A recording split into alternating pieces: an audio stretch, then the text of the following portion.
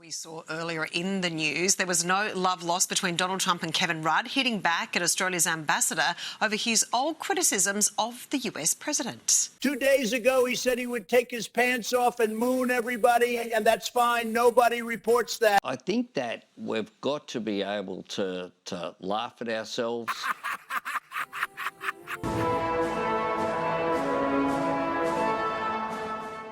But on Trump, he's come out and made some further comments about the whole K-Rudd issue, which I find absolutely fascinating, because I think it's been painted as, oh, they've kissed and made up and it's all good, you know.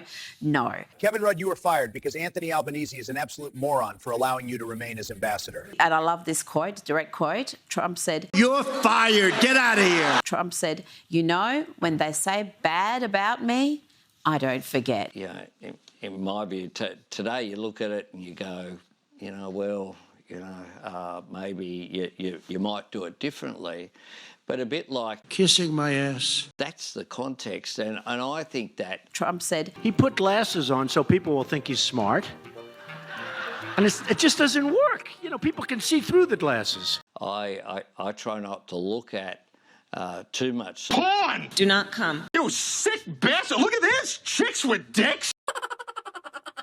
And today I'll make this point. That having Kevin Rudd in that position is not in Australia's interests. That's always been my viewpoint. You cannot have someone there who the Trump administration has no time for, because they don't trust him. They don't like what he has said on the record. They don't like the fears about leaks. They don't want him in that role. It's as simple as that. And rightly so. Congratulations to Andrew Clennell for that brilliant question, which was really the high point of that meeting. Now, a couple of things, James, that came out of it. First of all, this agreement to invest some $13 billion into the Australian economy in terms of mining and rare earths and critical minerals and so on, which is fantastic news. But first I have to ask you, James, whether we think the Americans are aware of, you know, the Spotted Rainbow Dreamtime songline or whatever it is that is bound to be right in the very place at the critical rare earth minerals, because those songlines seem to have an uncanny habit of landing very close to the proposed mining site. They move around.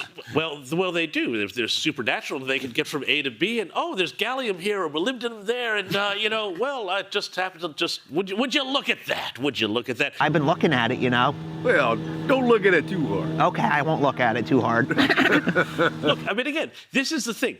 This deal, in many ways, it's a good deal. It's a good deal probably for superannuation investors, because getting more exposure to the U.S. market right now is all to the good. And you talk to people who are financial experts. It's not financial advice, by the way, but they say that that exposure to the U.S. is where you want to be, because when it comes especially to, as we said before, minerals, extraction, mining, all of that sort of stuff, coal, you can't get it out of the ground here. They simply make it too hard.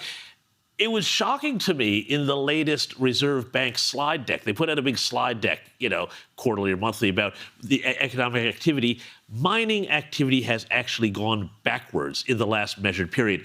That's the thing that makes us rich. That's the thing that keeps this country going. If we do not have that, if we go backwards on that, when we're going backwards on productivity, you know, there's some really hard times ahead. So having that exposure to the U.S. market is great. What I am really concerned about, though, is a year from now, Donald Trump says, hey, Anthony. You are a rude, terrible person. You shouldn't treat people that way. Hey, Anthony, how we going? How we looking on those minerals there? We getting some minerals out of the ground? And he says, well, you see, there's a Dreamtime story, and a what? You know, and you can just imagine how that would go over. And so I think there's a big issue down the road in about a year's time when we start to not be able to deliver on this Pillar 2 of the AUKUS agreement. Where is he? Is he still working for you? Yeah.